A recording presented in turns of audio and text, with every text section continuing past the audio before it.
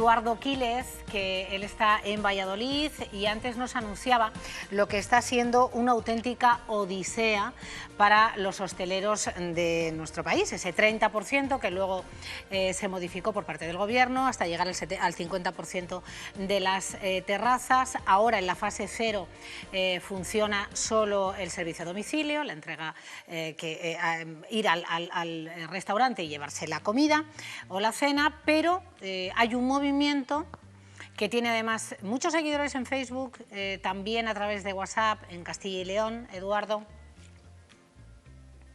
Así es, sí. De hecho, hay varios movimientos a nivel nacional. Este es uno de ellos y es el que más está destacando. Así no abrimos. Este es el eslogan que seguro que estamos pudiendo ver en redes sociales habitualmente, y vamos a conocer la postura de Emilio Martín, que es uno de los impulsores de esta iniciativa. Muy buenas, Emilio. Buenas tardes. Bueno, unos momentos muy complicados para su sector, para lo que está siendo el día a día, pero antes de ir en materia con lo que ustedes están pidiendo, sí que me gustaría que de una manera gráfica nos enseñara lo que puede llegar a ser a partir del lunes si ustedes decidieran abrir. Exactamente. Concretamente los restaurantes abrirían en la fase 2, porque la fase 1 son las terrazas, pero bueno, vamos a hacer un análisis con los restaurantes que probablemente sigan la misma dinámica que la fase 1 con las terrazas. Sí. Hemos colocado una serie de distintivos con colores, un poco analizando la situación desde que se han iniciado las negociaciones hasta el punto en el que estamos ahora, ¿no? En un principio las medidas que salieron por parte del Gobierno fueron la de limitar los aforos a 1/3 de los restaurantes, y en un restaurante como este, que aquí el aforo son de 32-34 plazas, depende un poquito de la distribución de mesas, de esa forma solamente podrían ocuparse 3 mesas. 3 mesas. 3 mesas de todo este espacio. Que lo estamos viendo, claro, se ve con colores rojos, luego con amarillo, que es el 50%, ¿qué número de mesas? Con el color amarillo sería el 50%, que serían, subiríamos de 3 mesas a 5 mesas, es decir, no es directamente proporcional el número de mesas con el número de comensales. Entonces el problema radica en que quizá los porcentajes no sean la medida adecuada. ¿Y cuál es lo que ustedes están proponiendo? Lo que se propone desde los diferentes colectivos que formamos los hosteleros es apelar a la coherencia. Y es que ahora mismo el único método que tenemos para prevenir el contagio del coronavirus es el distanciamiento social. Entonces, a la hora de ejercer nuestra actividad económica también deberíamos ceñirnos al distanciamiento social.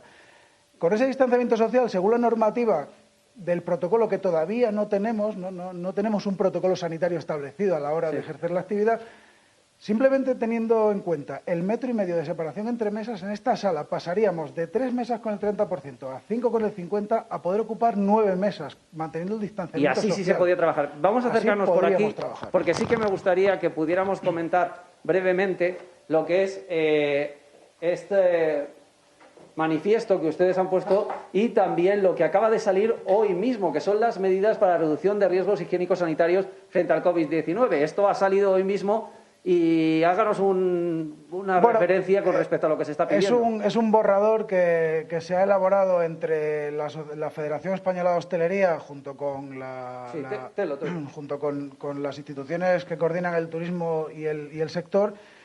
Y bueno, repito, es un borrador, no está todavía oficial, ni tan siquiera está publicado, ni establecido como tal, pero bueno, siguen siendo 25 páginas que nos llenan de incertidumbre. Nos llenan de incertidumbre porque no hay ninguna medida concreta, simplemente la medida de los EPIs y poco más. Poco más, vale. Vamos a ir al grano para que todos los espectadores sepan exactamente la reclamación que se está haciendo. Vamos por partes. Por un lado, estábamos hablando, vamos a girarnos para que te vean bien en casa. Por un lado, son 3 medidas las que ustedes, para poder abrir, tienen que quedarse, ¿verdad? Sí, la primera de ellas, la que estábamos comentando. Exactamente, las 3 medidas fundamentales y esenciales que consideramos que son innegociables, porque son medidas que necesitamos sí o sí para la supervivencia del sector. Son la de la aplicación de ERTEs flexibles, la siguiente medida sería la exención de impuestos que sea equivalente a las restricciones a la hora de ejercer nuestra actividad comercial, y la tercera medida, no menos importante, es la de la regulación por parte del Gobierno de los alquileres y de las relaciones entre inquilinos y dueños y propietarios de los locales. Es fundamental, porque ahora mismo llevamos 2 meses sin pagar la renta. Hay otro tema muy importante, el tema de las mamparas.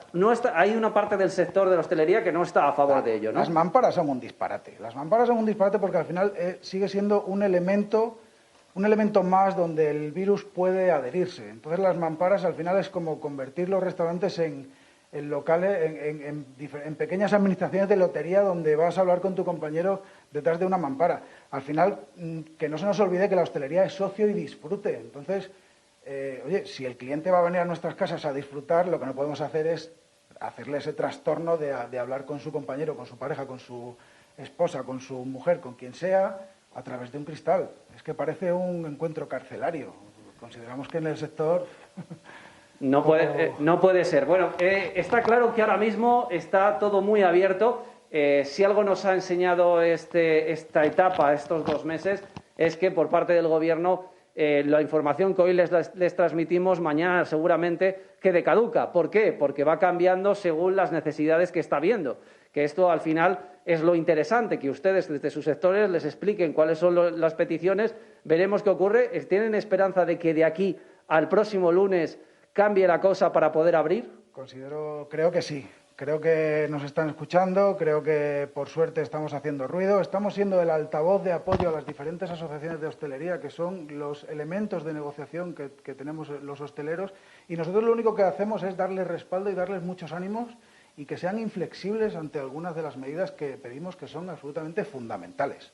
Este movimiento en el que estamos hablando, que es Así no abrimos, más o menos podemos decir que engloba a unos 6.000 establecimientos de toda España. Exactamente. Alrededor. El movimiento de Así no abrimos, las 3 premisas fundamentales que pedimos son un denominador común para todos los establecimientos de hostelería. Da igual que sea un establecimiento de la alta montaña, a que sea un establecimiento de playa, a que sea un restaurante grande, un restaurante pequeño, a que sea una discoteca, a que sea un bar de copas. O sea, son unas premisas fundamentales que nos garanticen la supervivencia del sector, da igual el tipo de establecimiento que seas. Muy bien, bueno, esperemos que dentro de lo que cabe hayamos tenido la posibilidad de mostrarles exactamente cómo está ahora mismo el sector de la hostelería. Está luchando por subsistir, porque al final es de lo que se trata. Pues seguramente veremos en estos días varios movimientos. Al final la finalidad es siempre la misma, que puedan trabajar en las condiciones. Cristina, desde aquí, desde Valladolid, esto es lo que podemos contar con respecto a la hostelería y esperemos que de aquí a un tiempo podamos contar otro tipo de noticias y empezar a vislumbrar la apertura de todos estos establecimientos. Claro, además yo creo que ha sido muy interesante la charla que has mantenido, que además es el vicepresidente de la Asociación de Hosteleros de Valladolid, pero que es algo que ocurre en toda la comunidad, también en el resto del país, y ellos no es que no sean conscientes. Esto hay que decirlo, Eduardo, porque a lo mejor las personas que están en casa y además seguimos confinados dirán, bueno, pero es que los hosteleros tienen que ser realistas con lo que se está viviendo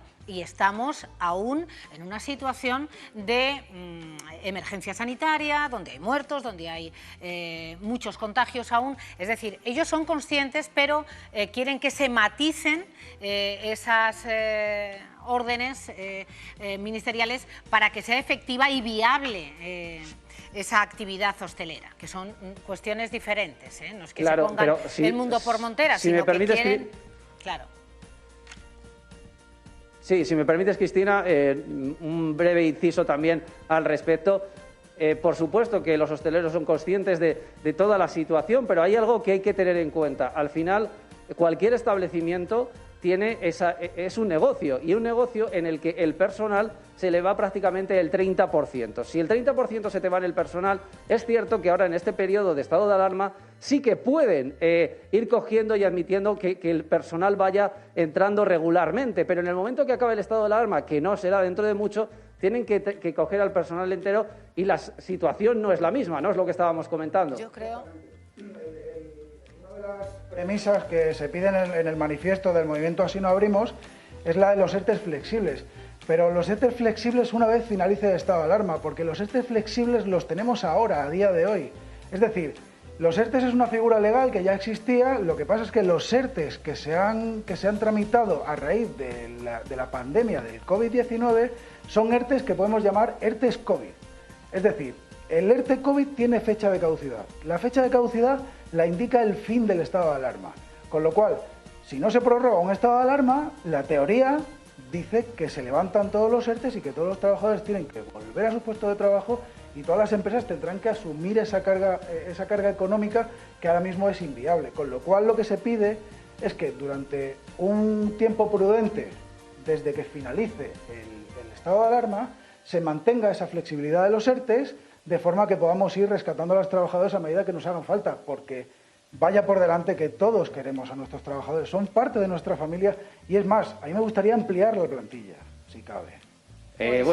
Como puedes ver, Cristina, todo esto es parte de la realidad de nuestro tiempo. Cada sector tiene su propia problemática. Veremos lo que ocurre, pero hay que reconocer, este es un sector fundamental en el devenir de lo que viene siendo el país, así que hay que tener cuidado porque, claro, si paran los bares, paran los restaurantes, ¿qué va a pasar? Claro, ahí está, Eduardo. Muchísimas gracias. Yo creo que además el señor Martín lo ha explicado muy clarito y en esa petición justo de la que hablaba el vicepresidente está el señor Casado, en esa flexibilización y no vinculación de los ERTE al estado de alarma. Gracias, un abrazo desde Valladolid.